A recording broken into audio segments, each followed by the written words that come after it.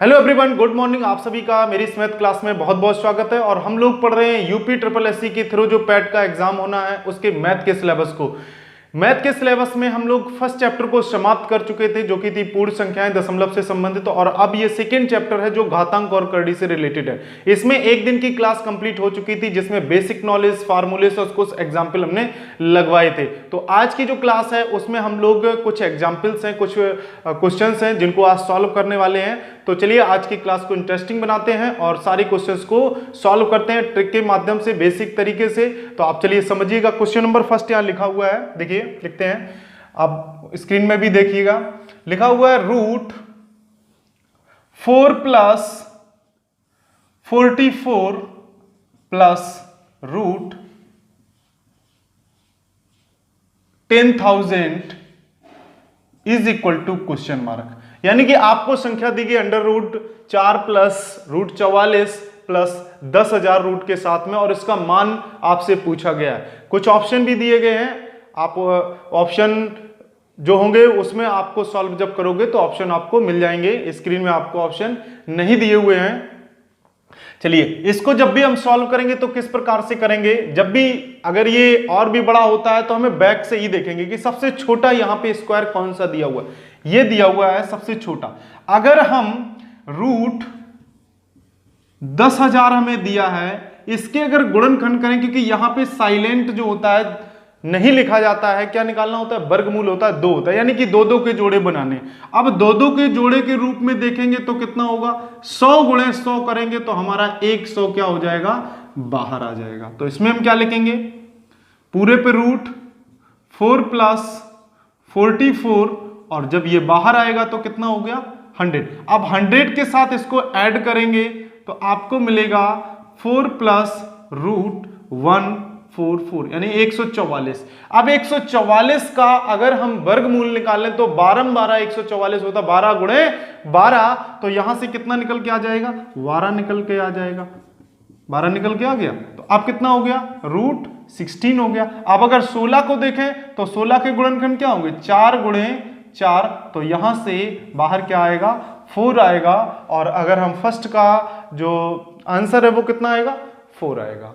ठीक है। अगर इस प्रकार का क्वेश्चन अभी कुछ और बढ़ा दें, लेकिन वो इस प्रकार से आपको देंगे कि लास्ट में आपको एक पूर्ण संख्या पता चलेगी यहां पे, ठीक है, होल नंबर आपको पता चलेगा, पूर्ण संख्या आएगी। तो आपको केवल क्या करना है, राइट साइड से आपको देखना है कि कौन हमें एक छोटा वर्गमूल दिया हुआ है, उसको सबसे पहले सॉल्व करेंगे, फिर आगे बढ़ाते चले जाएंगे। देखिए अपने आप वो कटता चला जाएगा और आप आंसर पे पहुंच जाएंगे। तो ये था पहला क्वेश्चन।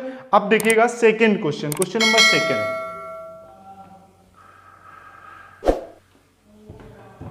देखिए क्वेश्चन नंबर सेकेंड आप लिखा हुआ है, क्वेश्चन नंबर सेकेंड,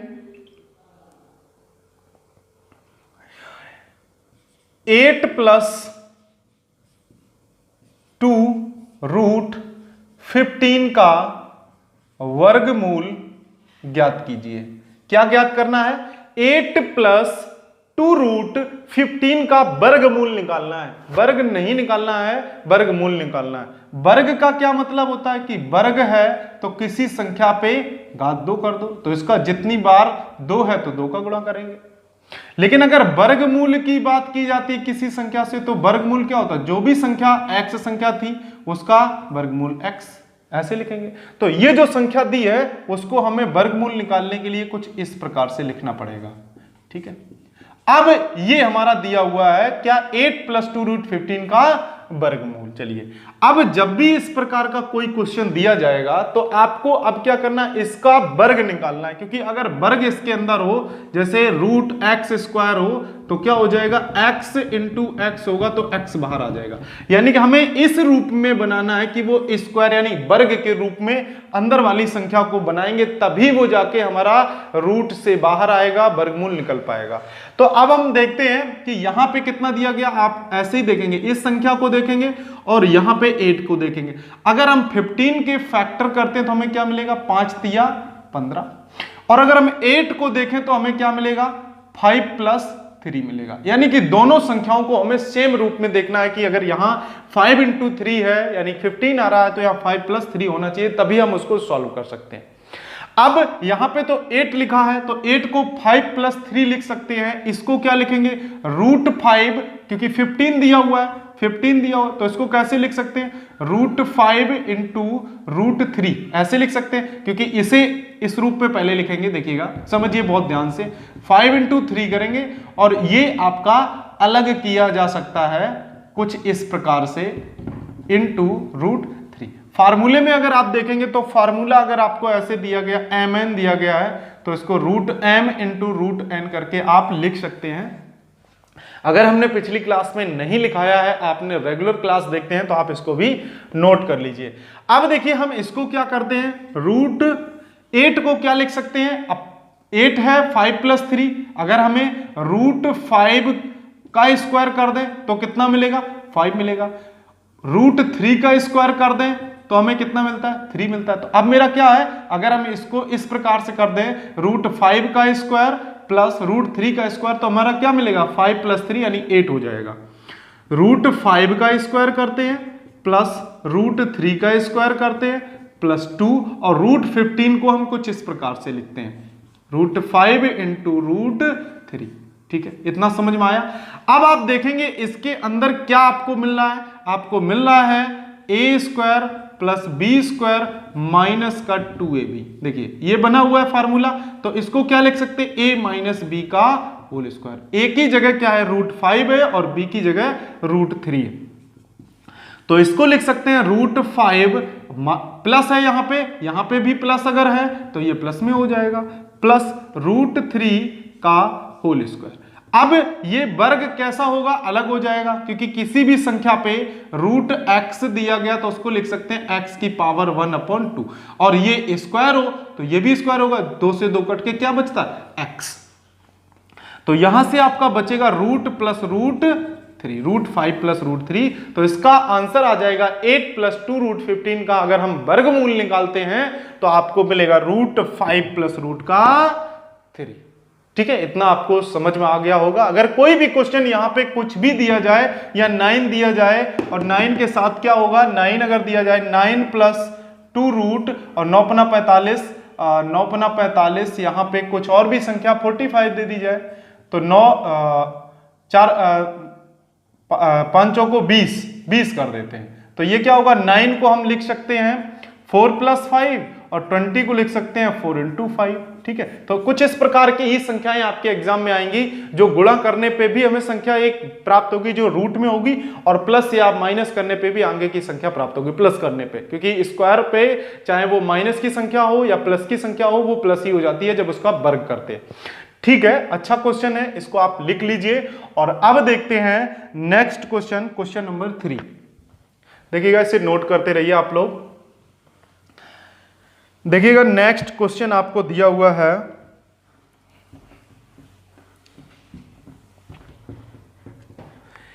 a की पावर v = दिया है आपको 64। तो आपसे पूछा है, लिखा हुआ है, यदि a की पावर b बराबर 64, जहां a तथा b धन पूर्णांक है, पॉजिटिव नंबर a और b का मान जो है वो दशमलव में नहीं होना चाहिए, कैसी संख्या होनी चाहिए, एक निश्चित संख्या, 1 2 3 4 5 6 7 ऐसी होनी चाहिए।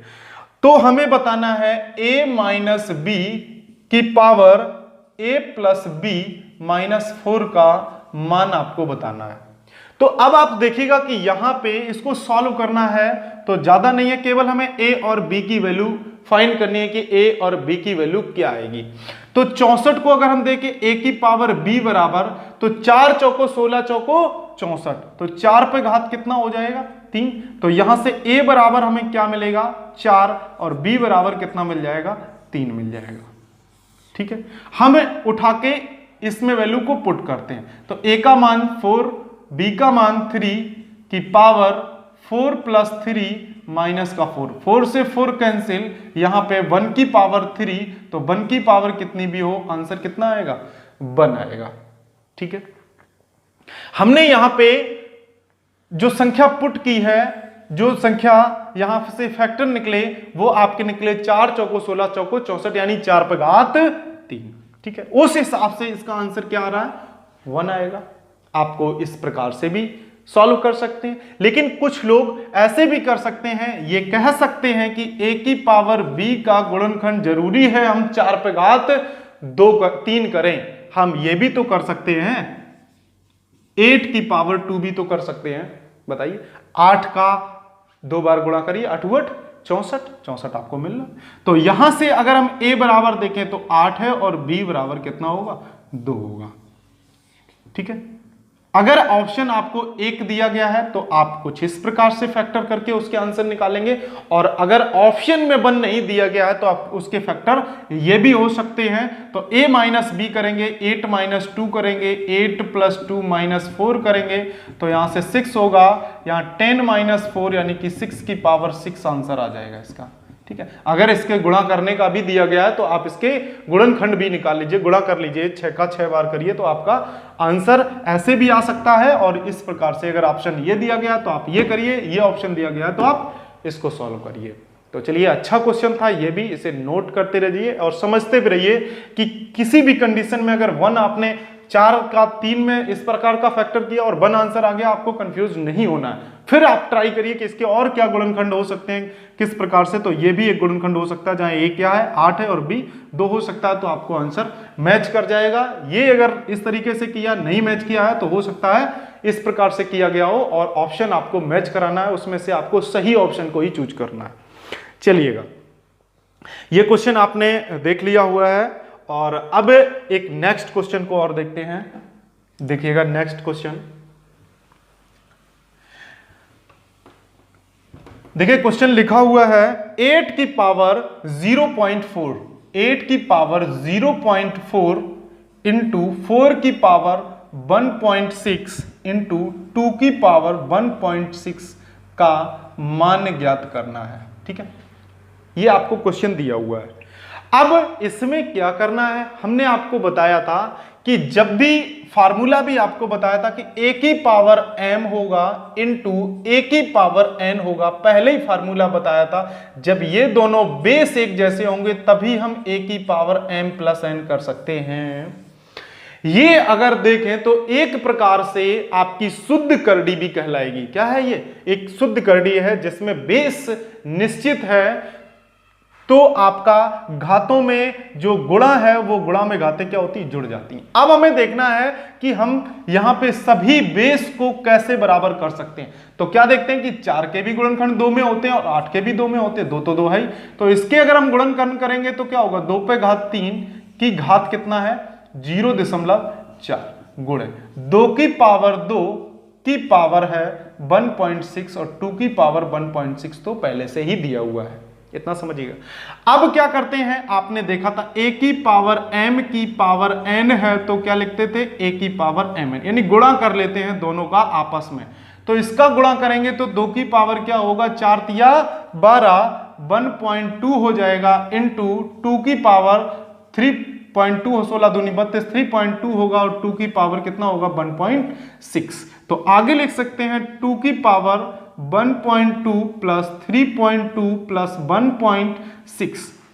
ठीक है, जोड़ दिया हमने इस फार्मूले से। अब इसको जोड़ने के बाद अगर आप लिखेंगे तो क्या आएगा, देखिएगा 6 2 8 2 10, 1 हुआ हासिल में, 3 1 4 1 5 1 6, यानी 2 की पावर कितना आएगा, 6 आएगा। इसके गुणनखंड कर दीजिए तो 2 दूनी 4, 4 दूनी 8, 8 दूनी 16, 16 दूनी 32, 32 दूनी 64। तो इसका आंसर कितना आ जाएगा, 64 आंसर। इसे साफ करते हैं और देखते हैं एक नेक्स्ट क्वेश्चन को। देखिए नेक्स्ट क्वेश्चन लिखा हुआ है 27 की पावर 2/3 इंटू 64 की पावर 2/3 का मान बताना है। ठीक है, इस प्रकार का क्वेश्चन दिया है, इसकी आपको वैल्यू फाइंड करनी है कि कितना आंसर आएगा। अब हम देखेंगे यहां पे इसके गुणनखंड करें तो क्या मिलेगा, 3 गुणे 3 गुणे 3, यानी कि 3 पे घात 3 होगा, और इसे लिखेंगे 2/3 गुणा। अब इसको भी किसके रूप में, 4 गुणे 4 गुणे 4, 4 पे घात 3 की पावर 2/3 है। बताइए, इतना आपको समझ में आ रहा होगा। अब आपको फार्मूला पता ही है, a की पावर m की पावर n है तो a की पावर m इंटू n हो जाता है, यानी कि 3 की पावर अगर हम देखें तो 3 गुणे 2/3 होगा इंटू 4 की पावर 3 इंटू 2/3 होगा। इससे इसको काट दीजिए, 3 से 3 को काट दीजिए, 3 की घात 2 3 त्रिका 9 और 4 की घात 2 16 चौको 64। तो इसका इसके साथ गुणा करिए, 9 छिक्का 54 की 4 5 9 5 14 144। तो इसका आंसर क्या आ जाएगा 144। तो आज की इस क्लास के ये थे 5 मोस्ट इंपॉर्टेंट क्वेश्चन जो आपने अभी लगाए हुए हैं, देखे हुए हैं, समझे हुए हैं। तो आज की क्लास में बस इन 5 क्वेश्चंस को ही रखते हैं और मिलते हैं अपनी नेक्स्ट क्लास में। तब तक के लिए नमस्कार, जय हिंद।